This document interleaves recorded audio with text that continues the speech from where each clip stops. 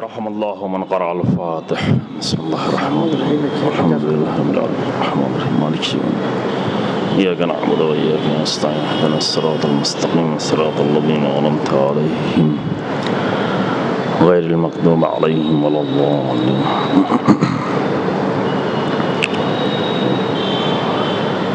لا حول ولا قوة إلا بالله العلي العظيم. أعوذ بالله من الشيطان اللعين الرجيم. بسم الله الرحمن الرحيم. الحمد لله رب العالمين والصلاة والسلام على سيد الأنبياء والمرسلين خاتم النبيين بالقاسم محمد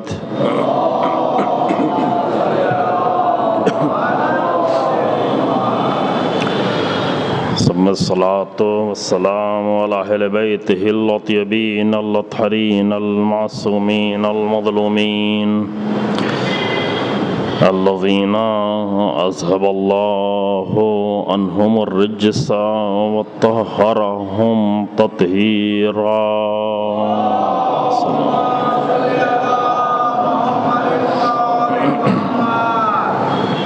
ولعنة الله على أعدائهم أجمعين. أما بعد فقد قال أمير المؤمنين علي بن أبي طالب عليهم الصلاة والسلام: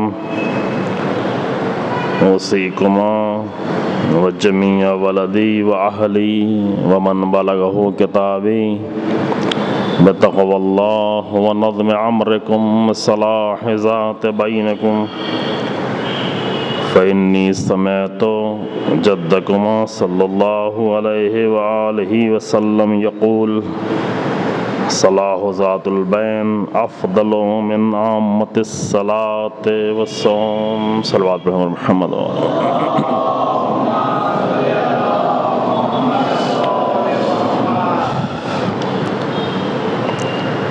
ابتداءً حضرات سے گزارش ہے کہ ایک سورہ حمد کی تلاوت فرما کر مرحوم غلام احمد فاضل خان ابن حجت الاسلام مولانا غلام محمد تقی خان کی روح کو ارسال فرما دیں. بسم اللہ الرحمن الرحیم. الحمد للہ رب العالمین الرحمن الرحیم مالک یوم الدین إياك نعبد وإياك نستعين اهدنا الصراط المستقيم صراط الذين أنعمت عليهم غير المغضوب عليهم ولا الضالين. اللهم صل على محمد.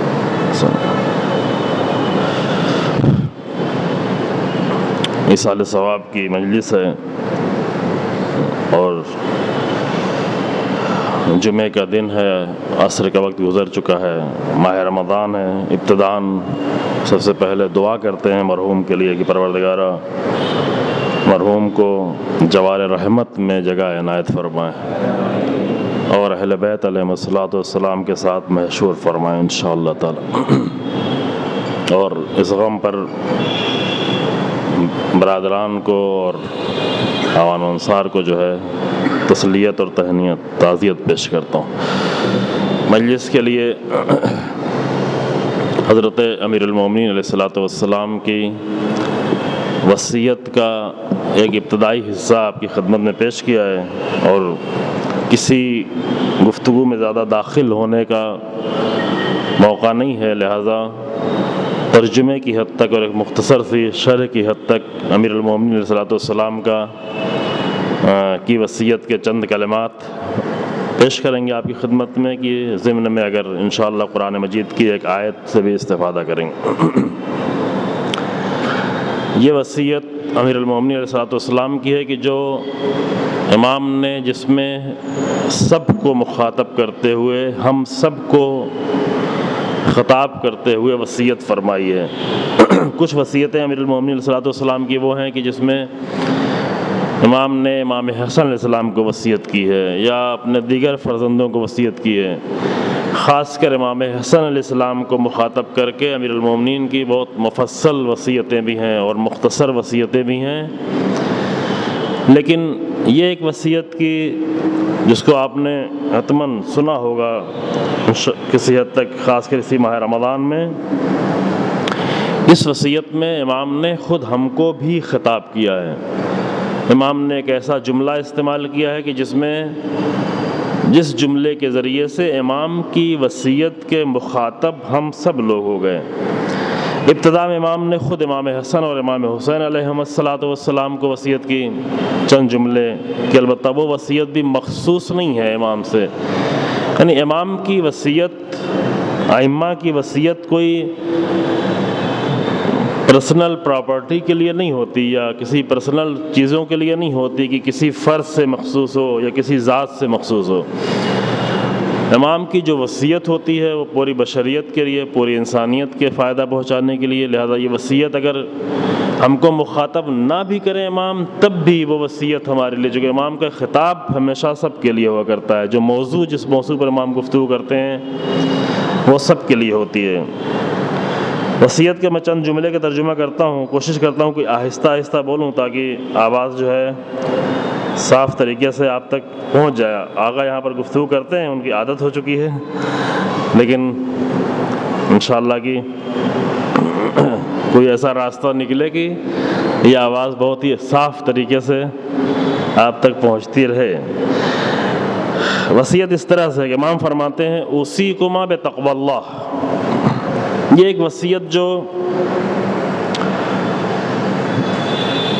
اولین وصیت ہے، جو بار بار کی جانے والی وصیت ہے۔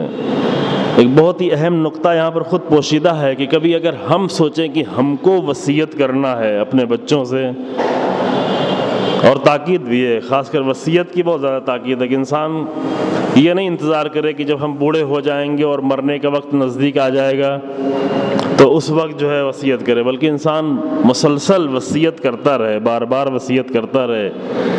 وصیت لکھ سکے تو لکھے، لکھ نہ سکے تو کرتا رہے، زبانی وصیت کرتا رہے، کیونکہ کسی موت کا کسی کے بھروسہ نہیں ہے۔ یہاں پر یہ دیکھیں کہ کن باتوں کی وصیت کی جائے، کون سے مسائل ہیں کہ جس کی وصیت کی طرف زیادہ توجہ کی جائے۔ ٹھیک ہے، جو زندگی کے دیگر مسائل ہیں ان کی بھی وصیت کرے انسان، تاکہ اختلاف نہ ہو، تاکہ لڑائی نہ ہو، تاکہ جھگڑا نہ ہو، پراپرٹیز کی بھی وصیت کرے، دوسری چیزیں وصیت کرے، لیکن آیا وصیت کرنے کے لیے فقط یہی چیزیں ہیں یا اس کے علاوہ بھی کسی اور چیز کی وصیت کی جا سکتی ہے؟ انبیاء کن باتوں کی وصیت کیا کرتے تھے؟ جناب لقمان کو اگر وصیت کرنا ہوا تو اپنے بیٹے کو کس بات کی وصیت کر رہے ہیں؟ امیر المومنین نے نہج البلاغہ میں جو موجود ہے وصیتیں، یعنی چند وصیتیں امیر المومنین کی نہج البلاغہ میں موجود ہیں، ایک خاص، یعنی دو چار کلمات بھی نہیں ہیں، دو چار سطریں بھی نہیں ہیں، دو چار صفحات حتیٰ نہیں ہیں، کئی صفحوں پر مشتمل امیر المومنین علیہ الصلوۃ والسلام کی وصیتیں جو ہمارے پاس موجود ہیں۔ نہیں معلوم کہ اس کے علاوہ شاید امیر المومنین کی اور بھی وصیتیں رہی ہوں گی جو نہج البلاغہ میں نہیں ہے، دوسری کتابوں میں نہیں ہے، چونکہ ہر بات تو تحریر نہیں ہو گئی ہے، ہر بات تو لکھی نہیں جا سکی۔ ان جملوں کو سن کر اندازہ ہوتا ہے کہ ایک انسان اگر وصیت کرنا چاہے اپنے بچوں کو، اپنے خاندان کو، تو کس بات کی وصیت کرے؟ امام صادق علیہ الصلوۃ والسلام نے جمع کر کے اللہم صلی علی محمد و آل محمد، آخری وقت میں اپنے پورے خاندان کو، اپنے بچوں کو جمع کر کے کس بات کی وصیت کی؟ کیا کہنا چاہ رہے تھے؟ کون سی چیز امام صادق علیہ الصلوۃ والسلام کی نگاہ میں سب سے زیادہ اہم تھی کہ جس کے لیے اس طرح تاکید فرما رہے ہیں، سب کو جمع کر رہے ہیں اور یہ کہہ رہے ہیں کہ یاد رکھو کہ لن تنالوا شفاعتنا من استخف الصلاۃ، من تنال شفاعتنا من استخف، جو بھی نماز کو ہلکا جانے اس تک ہماری شفاعت نہیں پہنچے گی۔ ایک تو خود یہ وصیت ہے کہ وصیت کتنی زیادہ اہم ہے، لیکن دوسرا نقطہ جو شاید اس سے بھی کم اہم نہ ہو وہ یہ ہے کہ ایک امام اپنے آخری وقت میں کس موضوع کی وصیت کر رہا ہے، کون سی چیز امام کے لیے اتنی زیادہ اہم ہے کہ اس کی وصیت کر رہا ہے۔ اب یہاں سے وہ نمونہ ہمارے سامنے آتا ہے کہ ہم کو کن مسائل کی وصیت کرنا چاہیے اپنی زندگی میں۔ اگر اپنے بچوں کو ہم بار بار وصیت کرنا چاہتے ہیں تو کن چیزوں کی وصیت کریں؟ یہاں امیر المومنین فرماتے ہیں اوصیکما بتقوی اللہ، سب سے پہلی وصیت کیا؟ اللہ کا تقوی، وہی جس کی تاکید ہے کہ نماز جمعہ کے ہر خطبے میں تقوی کی وصیت کی جائے اس نہج البلاغہ میں اگر اٹھا کر پوری نہج البلاغہ کو پڑھیں تو پورے نہج البلاغہ میں توحید کے بعد جس موضوع پر سب سے زیادہ امیر المومنین نے گفتگو کی ہے وہ تقویٰ. کہ اگر اس موضوع پر اگر اپنی مجلسوں میں ہم گفتگو کرنا چاہیں تو شاید لوگوں کے لیے بہت زیادہ پسندیدہ موضوع نہ ہو، لیکن امیر المومنین کے لیے سب سے زیادہ توحید کے بعد سب سے زیادہ پسندیدہ موضوع جو تھا وہ یہ تھا تقویٰ. اب تقویٰ کی ڈیفینیشن کیا ہے، تقویٰ کی تعریف کیا ہے، آپ جمعے کے خطبے میں سنتے رہے ہوں گے اور سنتے رہتے ہیں، اور کسی حد تک انشاءاللہ چونکہ ہمارا بھی موضوع ماہ رمضان اور روزہ ہے تو وہاں پر بھی ہم گفتگو کرنے کی کوشش کریں گے کہ خود امیر المومنین کی نگاہ میں یہ تقویٰ ہے کیا. وہ تقویٰ جو عام طور سے ہمارے ذہنوں میں ہے وہ امیر المومنین کا تقویٰ نہیں ہے، وہ اسلام کا تقویٰ نہیں ہے، وہ رسول اللہ کا تقویٰ نہیں ہے. وہ تقویٰ جس کو ہم سن کر بھاگ رہے ہوتے ہیں، جس کو سننا بھی نہیں چاہتے، جو سننے کے لائق بھی نہیں ہے، اور جو عام طور سے کبھی کبھی پیش کیا جاتا ہے، وہ اسلام کا تقویٰ نہیں ہے، وہ کرسچینٹی کا تقویٰ ہے، وہ ہندوازم کا تقویٰ ہے، وہ بدھزم کا تقویٰ ہے. لیکن اسلام کا تقویٰ بہت ہی حسین ہے. امیر المومنین نے جس تقویٰ کو بیان کیا نہج البلاغہ میں وہ بہت ہی خوبصورت ہے، بہت ہی عظیم الشان ہے. چونکہ ہمارے سامنے عام طور سے ہماری ذہنیت بنی، پیش کیا جائے یا پیش نہ کیا جائے، ہماری ذہنیت ایسی بنی ہوئی ہے کہ جب بھی تقویٰ کا لفظ آتا ہے تو فوراً ہمارے سامنے کرسچینٹی کا تقویٰ آ جاتا ہے. واقعہ نہیں جاتا ہے، یعنی اپنے آپ کو کچھ نہیں کرنا، کچھ نہیں دھرنا، چپ چاپ کوئی حرکت نہیں کرنا ہے، کوئی کوشش نہیں کرنا ہے، بیچارہ مجبور بنا بیٹھا رہے، مسجد سے گھر تک یہاں تک آتا رہے، نہ کچھ کسی مسئلے میں بولے، نہ کسی مسئلے میں پڑھے، نہ کچھ کہنا چاہے، نہ کچھ حرکت کرنا چاہے، نہ کچھ ایکٹیویٹی کرنا چاہے، کچھ نہیں کر. یہ انسان کیا ہے؟ یہ متقی انسان ہے. اور جتنا زیادہ انسان بیکار ہوتا چلا جائے اتنی زیادہ ہماری نگاہ میں متقی ہوتا چلا جاتا ہے. یہ اسلام کا تقویٰ نہیں،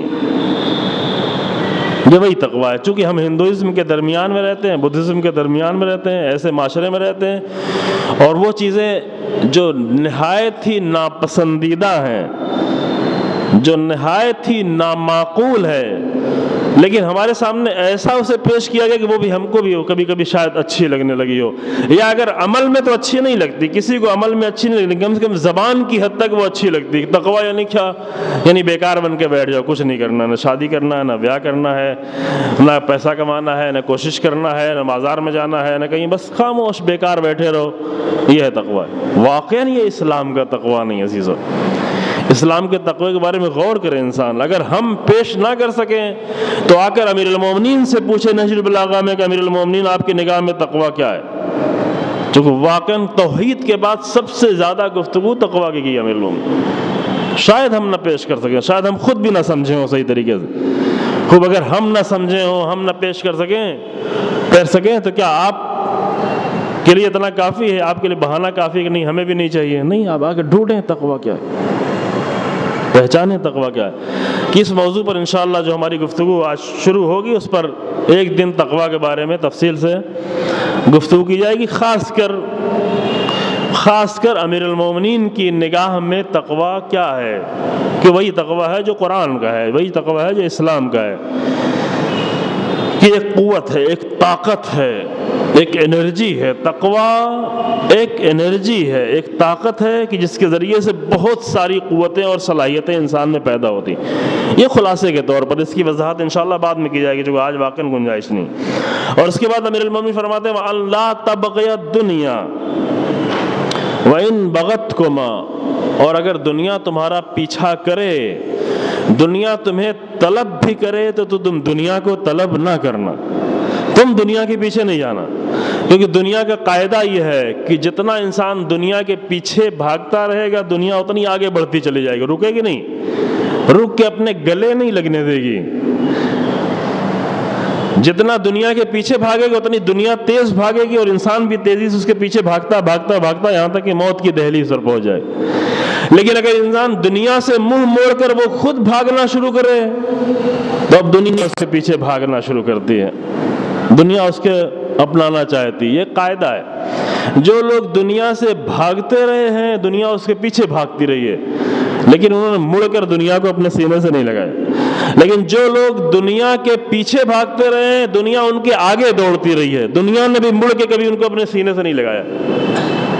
دنیا اور انسان کے درمیان میں گلے ملنا ممکن نہیں ہے۔ بقول حافظ شیرازی کے کہ ایک ایسی دلہن ہے، یہ دنیا کی تعبیر یہ ہے۔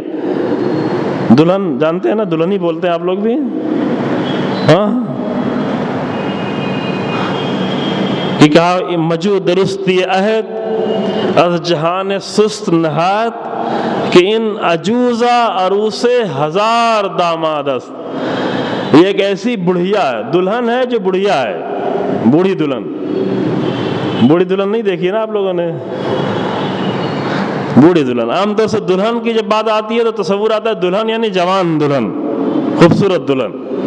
لیکن یہ جو دنیا ہے وہ بہت ہی خوبصورت تعبیر، البتہ یہ تعبیر جو ہے روایتوں میں بھی موجود ہے، حافظ نے اپنی طرف سے نہیں کہا ہے کہ یہ دنیا ایک ایسی بوڑھی دلہن ہے، عجوزہ، ایک ایسی بوڑھی دلہن ہے جو ایک انسان کی دلہن بھی نہیں ہے، ہزاروں دلہا کی یہ دلہن نہیں ہے، یعنی ہزاروں لوگ اسے اپنی دلہن بنانا چاہتے ہیں، اس سے گلے ملنا چاہتے ہیں، اس سے قریب ہونا چاہتے ہیں، لیکن یہ دلہن اپنے قریب نہیں آنے دیتی، یہ صرف پیچھے دوڑاتی ہے۔ جتنا لوگ پیچھے بھاگتے چلے جاتے ہیں اتنا ہی اور دوڑتی چلی جاتی ہے، اتنا اور پیچھے بھاگتی چلی جاتی ہے، اور ہزاروں کو اس نے اپنا اسیر بنا رکھا ہے۔ عجیب ہے، ایک بوڑھی دلہن نے ہزاروں جوانوں کو اپنا اسیر بنا رکھا ہے، دنیا یہ ہے۔ لیکن دنیا سے مراد کیا ہے؟ اس میں بھی مشکل ہے۔ دنیا سے مراد کام کرنا نہیں ہے، دنیا سے مراد، دنیا کوشش کرنے کو نہیں کہتے، دنیا پیسہ کمانے کو نہیں کہتے، دنیا رزق حاصل کرنے کو نہیں کہتے، دنیا عزت سے زندگی گزارنے کو نہیں کہتے، بلکہ ان سب کو اسلام کی نگاہ میں جہاد کہا گیا ہے۔ چونکہ تقویٰ کی تعریف صحیح نہیں ہمارے سامنے، اس لیے دنیا کی تعریف بھی صحیح نہیں ہے۔ جس کو اسلام جہاد کہتا ہے اس کو ہم کبھی کبھی دنیا سمجھ لیتے، کہنا نہیں، یہ نہیں کرنا ہے، کوشش نہیں کرنا ہے، محنت نہیں کرنا ہے، کمانا نہیں ہے، کوئی چار پیسہ دے دے پیٹ کسی طرح بھر جائے، یہ نہیں، نہ یہ تقویٰ ہے نہ وہ دنیا ہے۔ دیکھا کسی نے کہ امام محمد باقر علیہ السلام نہایت ہی تیز دھوپ میں کوشش کر رہے ہیں، زمین پہ کام کر رہے ہیں، کبھی فرصت ہو تو بیان کیا جائے کہ واقعہ امام سید سجاد نے کیا کیا ہے، امیر المومنین نے کتنی کوششیں کی ہیں، زمینوں پر کتنی زیادہ کوشش کی ہے، کتنی زمینوں کو آباد کیا ہے امام سید سجاد نے۔ امام علی علیہ السلام نے اتنی زمین کو آباد کیا کہ بالکل شہر کے مانند تھی، جس سے ہزاروں انسان کا پیٹ بھرتا تھا۔ اس کو دنیا نہیں کہتے۔ ہم جو ہے اپنی سستی کو بہانہ بنا کے کہتے ہیں کہ ہم دنیا کے پیچھے نہیں بھاگ رہے ہیں، خود کو ذلیل کر رہے ہیں، دنیا کے پیچھے نہیں بھاگ رہے ہیں۔ نہ، یہ دنیا نہیں۔ اپنے لیے کوشش کرو، اپنے لیے کمائے انسان، اپنے لیے محنت کرے انسان، اپنے بچوں کے لیے محنت کرے، اپنی عزت کے لیے محنت کرے، بہت زیادہ محنت کرے۔ بلکہ اتنا بھی نہیں، ابھی کچھ دن پہلے کچھ جوان ہم سے سوال کر رہے تھے کہ ٹھیک ہے ہم نے محنت کر لی، ہم نے اپنے ضرورت کے بھر کے کما لیا، اپنے عزت کے مطابق ہم نے گاڑی لے لی، گھر بنا لیا، سب کچھ ہو گیا، اب کیا کریں؟ اب کچھ نہ کریں۔ ہم نے کہا نہیں، اب اور زیادہ کریں، کیونکہ جب تک اپنے لیے محنت کر رہے تھے، ایک انسان کے لیے محنت کر رہے تھے، ایک انسان کے لیے محنت انسان تھوڑا کم بھی کرے تو چل جائے گا، لیکن اب ساری اپنی ضرورتیں پورا کر چکا ہے، اب انسان دوسروں کے لیے محنت کر رہا ہے، اب دین کے لیے محنت کر رہا ہے، اب اسلام کے لیے محنت کر رہا ہے۔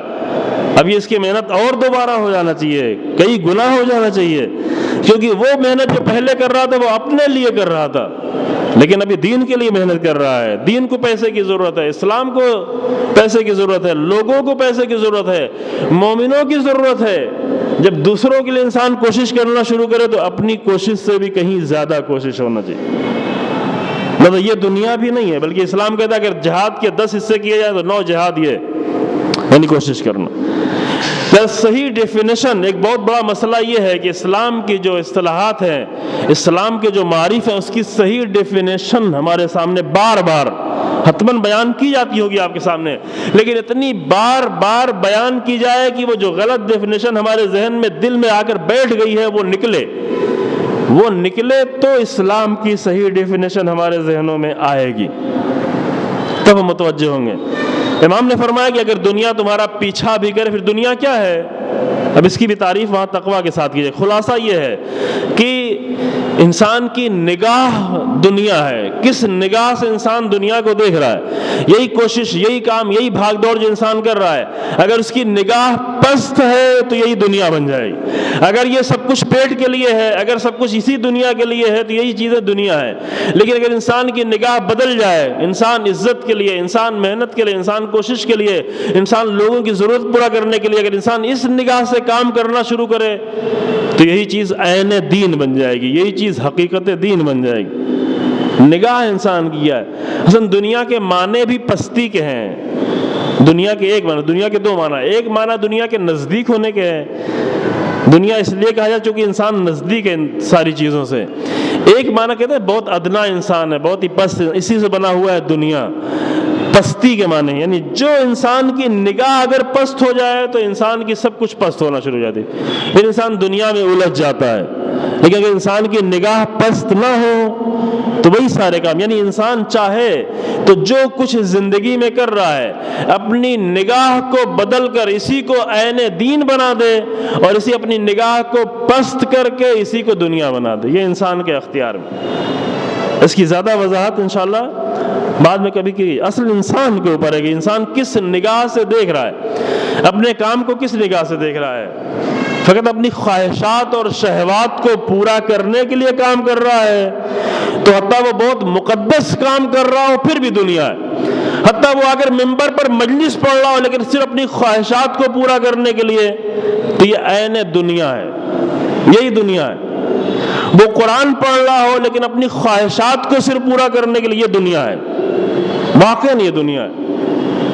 وہ حدیثیں پڑھ رہا ہو لیکن صرف اپنی خواہشات کو پورا کرنے کے لیے یہ دنیا ہے۔ لیکن انسان آ کر کوشش کر رہا ہو، پیسہ کما رہا ہو، محنت کر رہا ہو لیکن اپنی خواہشات صرف اس کی نگاہ میں نہیں ہے، اس کی نگاہ میں مومنین بھی ہے، اس کی نگاہ میں دین بھی ہے، اس کی نگاہ میں اللہ بھی ہے، اس کی نگاہ میں آخرت بھی ہے، تو اگرچہ بہت معمولی کام کر رہا ہو لیکن یہ دنیا نہیں ہے، یہ جہاد ہے۔ تو دنیا اور جہاد کا فرق یہ ہے عزیزو، یہ معمولی سی تعریف آپ کے سامنے پیش کی گئی۔ پھر اس کے بعد امام نے فرمایا وَلَا تَعْصِفَ عَلَى شَيْءٍ مِنْهَا زُبْيَانُكُمَا، اگر اس دنیا سے کوئی چیز چھن جائے، اگر انسان کی نگاہ بدل جائے، اس دنیا سے اگر کوئی چیز چھن جائے تو اس پر کوئی افسوس نہیں کرنا، جو افسوس کرنے کے لائق نہیں ہے۔ یہ دنیا کی کوئی بھی چیز افسوس کرنے کے لائق نہیں ہے۔ ہاں جدائی کا غم ہو، مثلا ایک بھائی بھائی سے جدا ہو جائے غم ہوگا، ایک بیٹا بیٹے سے جدا ہو جائے غم ہوگا، لیکن افسوس نہیں ہوگا۔ حتیٰ حسین ابن علی سے علی اکبر جدا ہو جائے افسوس نہیں کریں گے، غم ہوگا۔ غم اور افسوس دو چیزیں الگ الگ ہیں عزیزو، دو جدا جدا چیزیں ہیں۔ کوئی بھی چیز دنیا سے چلی جائے اس کا انسان کو افسوس نہیں، کب؟ اس لیے کہ جب انسان کی نگاہ بلند ہو جائے، نگاہ میں بلند چیزیں آ جائیں تو کسی چیز کا افسوس نہیں۔ معاف کیجیے میں اس کی وضاحت زیادہ یہاں پہ نہیں کر پاؤں گا۔ وَعْمَلَ لِلْعَجْرِ یا لِلْآخِرَةِ، اور جو عمل کرو بڑے عمل کر کے معمولی چیزیں نگاہ میں نہیں رکھو، آخرت کے لیے عمل کرو یا اللہ الہی اجر کے لیے عمل کرو۔ وَكُونَا لِلظَّالِمِ خَصِمًا وَلِلْمَظْلُومِ عَوْنًا، اور دیکھو ہمیشہ ظالم کے دشمن بن کر زندگی گزارنا۔ یہ امیر المومنین کی وصیت ہے عزیزو، کونا یہ جاری رہے، وَكُونَا لِلظَّالِمِ خَصِمًا، اور ہمیشہ ظالم کے دشمن اور خصم بن کر تمہاری زندگی گزر رہی ہو۔ وَلِلْمَظْلُومِ عَوْنًا، اور ہمیشہ مظلوم کے عون و مددگار بن کر زندگی گزارنا۔ یہ زندگی نہ ہو کہ کچھ بھی ہو رہا ہم سے کیا مطلب، مجھے اپنا پیٹ بھرنا ہے، ہم سے کچھ لینا دینا نہیں۔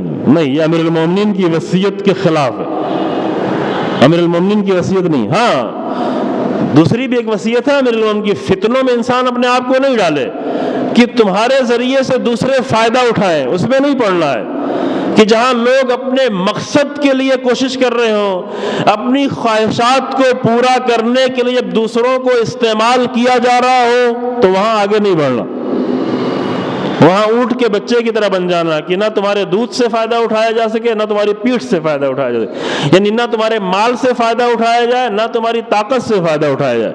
جہاں فتنے ہوں لیکن جہاں مسئلہ دین کا آ جائے، جہاں مسئلہ حق کا آ جائے، وہاں پہ انسان کہے نہیں مجھ سے کوئی مطلب نہیں، مجھ سے کچھ لینا دینا نہیں۔ وہاں امیر المومنین فرماتے نہیں، مکون للظالم خصما للمظلوم عونا۔ یہ بھی بہت ہی بڑا جملہ عزیزو، یعنی یہ کم سے کم ایک تقریر اور ایک مجلس کا جملہ ہے، لیکن میں صرف ترجمہ کر کے آگے بڑھ رہا ہوں۔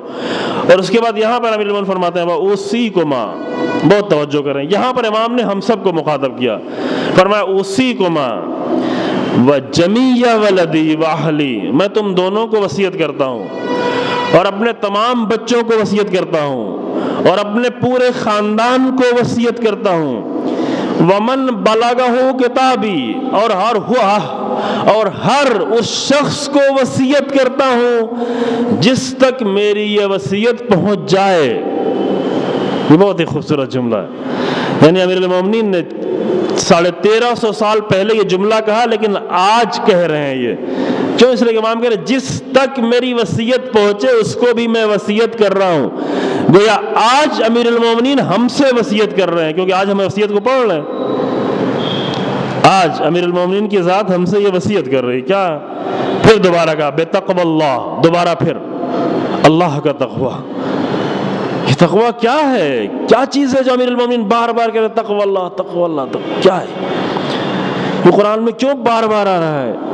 ایک چیز بار بار قرآن میں اتنی بار آئے، نہج البلاغہ میں اتنی بار آئے، اس کو ہم گہرائی سے سمجھنے کی کوشش نہ کریں تو واقعا ہمیں اپنے اوپر تعجب کرنا چاہیے کہ کیوں نہیں سمجھنا چاہتے، کیوں امیر المومنین کسی چیز کو اتنا سمجھانا چاہتے ہیں لیکن ہماری 70-60 سال کی زندگی گزر جائے لیکن ہم اس کو سمجھنا نہ چاہیں۔ اس پر تعجب نہ ہو تو تعجب ہے کہ کیوں تعجب نہیں ہو رہا ہے یا نہیں ہے؟ پھر کہا تقوی اللہ وَنَظْمِ أَمْرِكُمْ، اور اپنے مسائل میں آرڈر، ڈسپلن پیدا کرو، ڈسپلن ہو تمہاری زندگی میں، مسائل میں ڈسپلن ہو، بے نظم ہو نہ ہو معاملہ کہ جو دل میں آیا کر لیا، جب جو دل چاہا کر لیا، نہیں۔ ڈسپلن پیدا کہاں سے ہوگی؟ جب انسان اپنے آپ کو اللہ کے قانون کے سائے میں لے آئے۔ جتنا اللہ کے قانون کے سائے میں لاتا جائے گا اتنی انسان کی زندگی میں آرڈر اور ڈسپلن پیدا ہوتا چلا جائے گا۔ چونکہ اپنی خواہشات میں اگر انسان زندگی گزارے گا، کبھی کچھ دل چاہے گا تو یہ کر لیا، ابھی آج یہ دل چاہ رہا آج یہ کر لیا، آج میری عقل یہ کہہ رہی ہے یہ کر لیا، کل میری عقل یہ کہہ رہی ہے یہ کر لیا۔ قانون بدلتا جائے، کیوں؟ اس لیے کہ اپنی عقل کے مطابق انسان عمل کر رہا، پھر یہاں پہ ڈسپلن نہیں ہوگا۔ لیکن اگر اللہ کے قانون کے مطابق زندگی گزرنے لگے تو زندگی میں خود بخود ڈسپلن آتا جائے گا، خود بخود آرڈر آتا جائے گا، اور خود ڈسپلن ضمانت ہے کامیابی کی۔ کوئی بھی انسان اور کوئی بھی قوم اور کوئی بھی معاشرہ اور کوئی بھی قوم کامیاب نہیں ہو سکتی جب تک کہ اس کے اندر نظم نہ پیدا ہو جائے، جب تک ڈسپلن اور آرڈر پیدا نہ ہو جائے، اور وہ بھی اللہ کے قانون کے سائے میں۔ اور اس کے بعد امیر المومنین فرماتے ہیں تقوی، نظم۔ تقوی اور نظم کے بعد تیسرا مسئلہ کون سا سب سے زیادہ اہم ہوگا جس پہ امیر المومنین وصیت کریں؟ یہ سوال ہے آپ سے۔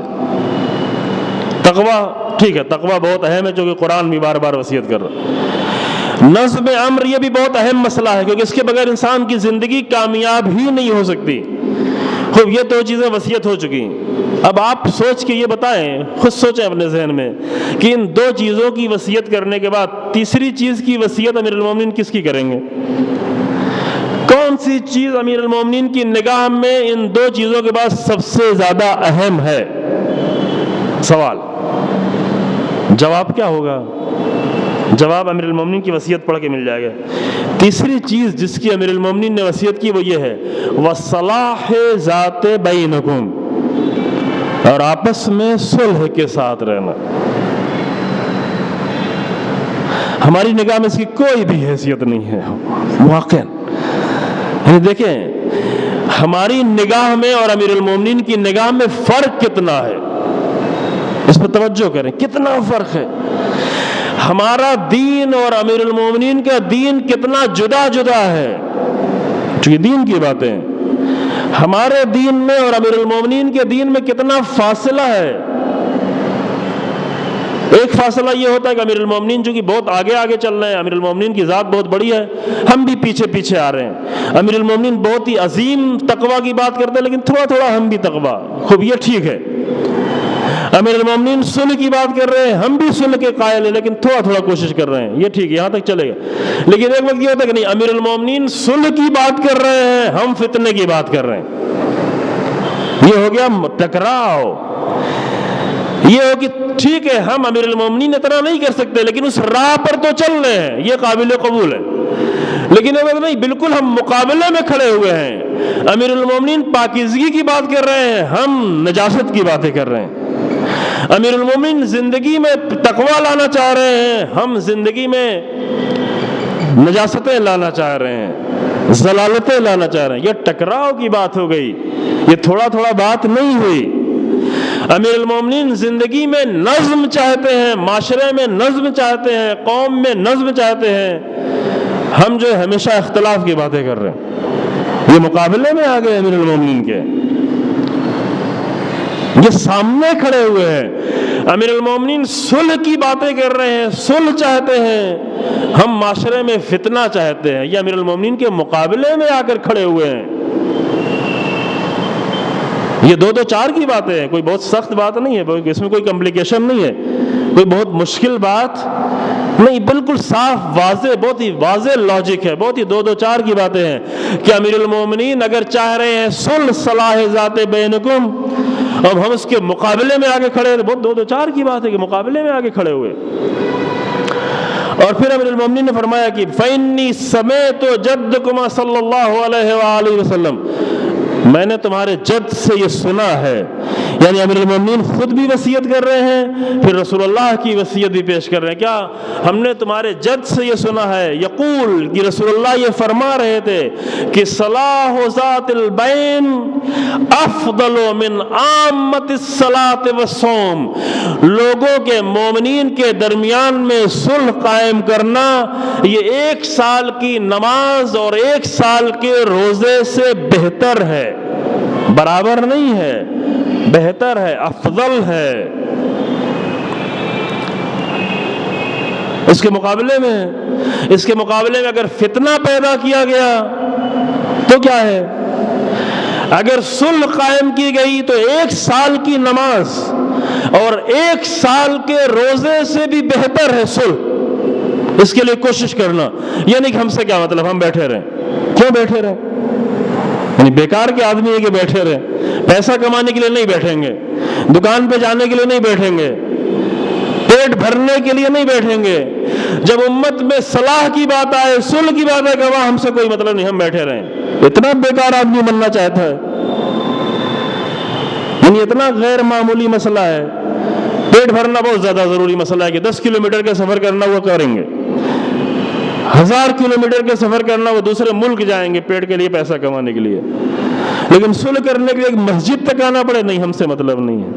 یعنی یہ مسئلہ اتنا معمولی ہے، اتنا غیر ضروری ہے، امیر المومنین کی نگاہ میں یہ مسئلہ اتنا زیادہ اہم ہو اور ہماری نگاہ میں اتنا زیادہ یہ مسئلہ معمولی ہو، یعنی امیر المومنین کے مقابلے میں کھڑے ہوئے ہیں۔ اس کا مطلب تو صلح یہ ہے کہ 1 سال کی نماز اور 1 سال کے روزے سے بہتر ہے۔ فتنہ کیا ہے؟ فتنہ کیا ہے؟ پھر فتنے کے بارے میں پورا خطبہ دیا امیر المومنین، ابھی فرصت نہیں وہاں پڑھنے کی، پورا خطبہ فتنے کے بارے میں، اور اس کے علاوہ جگہ جگہ گفتگو کی ہے۔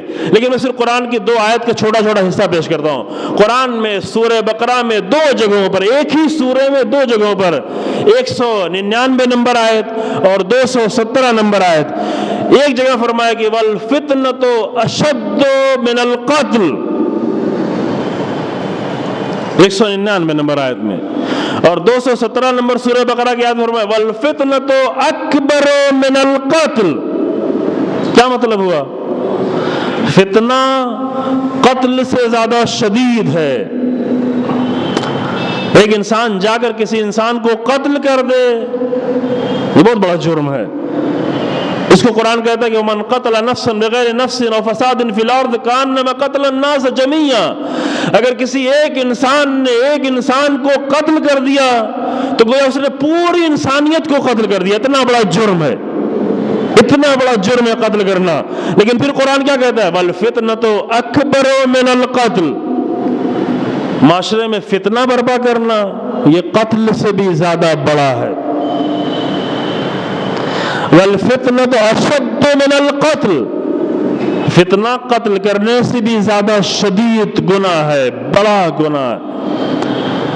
خوب آپ کہتے ہیں فتنے میں ہم کو خاموش بیٹھنا ہے، فتنے میں خاموش کہیں نہیں بیٹھنا ہے۔ وہاں جو امیر المومنین نے کہا کہ فتنے میں تم اونٹ کے بچے کی طرح ہو جاؤ کہ تمہاری پیٹھ سے فائدہ نہ اٹھائیں، یعنی تمہاری طاقت سے فائدہ نہ اٹھائیں، اور تمہارے دودھ یعنی تمہارے پیسے سے فائدہ نہ اٹھائیں، اس کا مطلب یہ نہیں کہ انسان خاموش بیٹھ جائے، اس کا مطلب یہ ہے کہ فتنے میں دوسروں کا سہارا نہ بنو فتنہ کرنے والوں کا، لیکن وہاں پر ذمہ داری ختم نہیں، فتنے کو واضح کرنا یہ تمہاری ذمہ داری ہے۔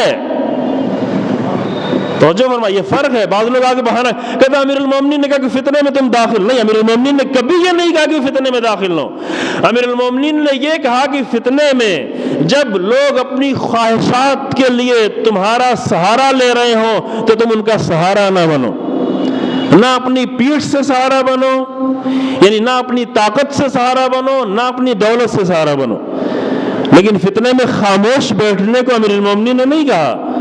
فتنے میں ذمہ داری پھر بھی مومن کی باقی رہتی، سب سے بڑی ذمہ داری کیا؟ فتنے کو واضح کرے، بتائے لوگوں کو، سمجھائے لوگوں کہ یہاں پر فتنہ ہے تو دین کی طرف کیا، دین کی ذمہ داری کیا ہے، دین کی طرف کیسے آیا جائے، دین کے لیے کیسے کوشش کی جائے۔ ذمہ داری ختم نہیں ہوتی۔ اب وقت تمام ہو رہا ہے، ایک آیت، کم سے کم ایک آیت پڑھ کے میں آپ کے سامنے ترجمے کی حد تک، یہ بھی صرف ترجمے کی حد تک پڑھوں گا تاکہ چند جملے مصائب کی بھی پیش کر سکوں، مثال ثواب کی ملی۔ یہ آیت سورہ حجرات کی آیت ہے، توجہ کریں۔ بہت ساری قرآن کی آیتوں سے محروم ہیں ہم، یعنی ماہ رمضان آ کے چلا جاتا ہے لیکن قرآن ہم پر نازل نہیں ہو پاتا، واقعا نازل نہیں ہو، قرآن کی یہ آیتیں ہم پر نازل نہیں ہوتی۔ یہ قرآن کی آیتیں ہیں اس لیے کہ ہم پر نازل ہو، یہ آیتیں صرف اس لیے نہیں آئی کہ رسول اللہ کے اوپر نازل ہو گئی بس ختم پڑھ کے ثواب لیتے رہو۔ قرآن ثواب کے لیے نہیں آیا ہے، قرآن اس لیے آیا تاکہ ہم پر نازل ہو، نازل ہو تو اس طریقے سے قرآن کے پیچھے چلنا شروع ہو جائے جس طریقے سے رسول اللہ چلا کرتے تھے۔ تلاوت کے ایک معنی یہ کہ قرآن کے پیچھے پیچھے چلنا، قرآن کو اپنے اوپر نازل ہونے دینا۔ سورہ حجرات کی سورہ حجرات بہت ہی خوبصورت سورہ ہے، بہت ہی عظیم الشان سورہ، بہت ہی چھوٹا سا بھی ہے، بہت ہی چھوٹا سورہ، تقریباً 2 صفحے کے اور 2.5 صفحے کا سورہ ہے، کل 18 آیتیں ہیں سورہ حجرات، لیکن ہر آیت قیامت ہے واقعا۔ اس پر جا کے انسان غور کرے، سورہ حجرات کی ایک ایک آیت پر عجیب آیتیں ہیں۔ کیا فرمایا؟ فرمایا ان طائفتان من المؤمنین اقتتلوا، اگر 2 مومنین کے گروہ ٹکرا جائیں،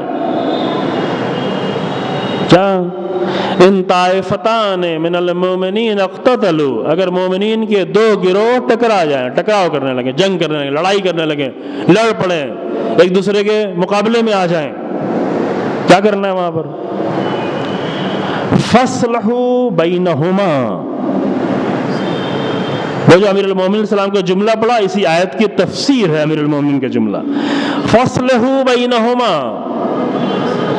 تو آخر اس معاشرے میں ذمہ دار لوگ نہیں رہ گئے، مر گئے ہیں معاشرے کے ذمہ دار لوگ، کہاں چلے گئے ہیں؟ بزرگ لوگ کہاں چلے گئے ہیں؟ ذمہ دار لوگ کہاں چلے گئے ہیں؟ قرآن کہتا ہے فَاصْلِحُوا بَيْنَهُمَا، اگر ان دونوں کے درمیان میں اصلاح قائم کرو، بیٹھے نہیں رہو۔ خاموش بیٹھنے کا کسی کو حق نہیں دیا گیا ہے۔ فَإِن بَغَتْ إِحْدَاهُمَا